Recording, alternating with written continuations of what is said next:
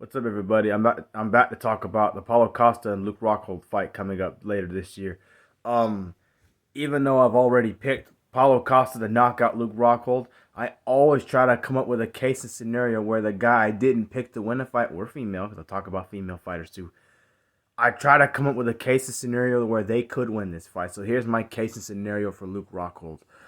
First off, Luke Rockhold, and this has nothing to do with him winning world titles in Strikeforce and the UFC, but this is just his skill set as a fighter. Luke Rockhold, he trains with AKA. That means he's had experience training with Cormier, Velasquez, Habib, Javier Mendez, other top guys that have already been world champions or helped other people become world champions. So he's had some really good coaches and really good teachers in his career. He's in his past, he's shown great wrestling. I like his fighting style, good wrestling, good leg kicks. He can box good on the feet, but I think he's better as a grappler. He's beaten guys like Ronaldo Salza, Jacare Salza. He's beaten Machida with submissions. He's beaten Weidman when Weidman was undefeated at the time. He beat him and won the UFC world title. He's beaten Bisping before Bisping got the big upset win over him. He got a submission over him. So he's a legitimate mixed martial arts. He's actually got 6 knockouts, I think, 8 submissions. So I'm not gonna say he's a submission artist, but he can submit guys and he can stand if he needs to. Um, so for him to win this fight, it's very simple. Let's say he's still in his prime. Let's say he's still at his peak, which there's a chance that he is. I mean, let's be honest. Just because you've been knocked out a time or two by Romero and Blachowicz already, remember those are 2 world class guys, great strikers. One of them went on to become a world champion. The other guy could be a world champion for Bellator one day. So outside of that, he's still a good fighter. Okay, and I know Costa's a knockout guy, but here's the problem with Costa. If he can't knock you out early in the fight, he's probably going to lose the fight. He's proven that already. And it doesn't matter what he did with Romero and how Romero's already beaten Rockhold. Rockhold, like I said, he's got long arms, long legs. The thing is, he's fresh. He hasn't fought in 3 years. So you imagine he's a smart fighter. So if he approaches this fight right, this is what he'll do. He's going to go for leg kicks.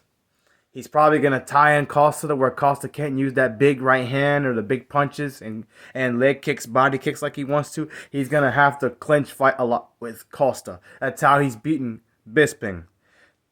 Slip up and do some leg sweeps and takedowns on Costa when he has him real close. That's what he needs to do. He needs to get on top. I wouldn't say not use ground and pound, but be very smart with Costa. A very similar approach to how Glover should fight Jiri, in my opinion. Make him carry your weight.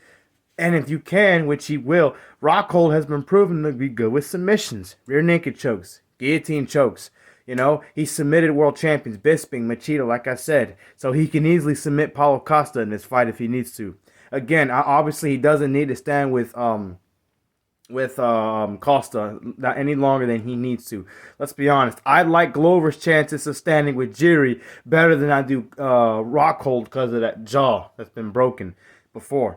And he's been knocked out before. So if he really has to stand, he does not need to. He either needs to be very, very far or way, way, very, very close if he stands with Costa, because he does have good kicks and he can punch if he needs to. I doubt he'll knock out Costa on the feet. Thing is, Costa's coming off 2 losses, so at this point, it's a make or break fight for Costa. I don't think it's make or break for his career, but I think it's make or break for him to be relevant in the top 10 as a middleweight. You know, he's dangerous, obviously. He's only lost to the 2 best guys, 2 of the top 3 guys. I think Whitaker's better than Vettori. He lost to Vettori and Adesanya. That's it. Everybody else he's destroyed. Okay? And other than that, he's undefeated. So, stylistically, Rockhold can win this fight. But like I said, leg kicks, keep his distance if he does have to stand up, or he has the option of getting really close, clinch fight with Costa, make Costa spend his energy trying to break the clinch, but don't clinch too long because, again, you'll have a referee that's going to break you guys apart, so don't do that.